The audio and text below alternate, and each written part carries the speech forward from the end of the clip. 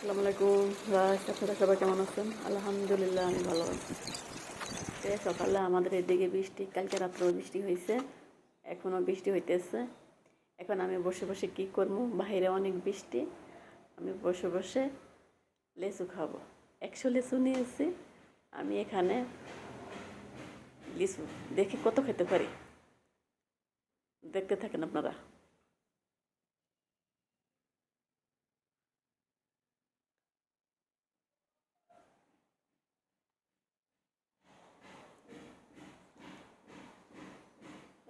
লিচুর দেশের কেউ যদি থাকেন তাহলে আমাকে কমেন্ট করে বলবেন, আমি লিচু নিব।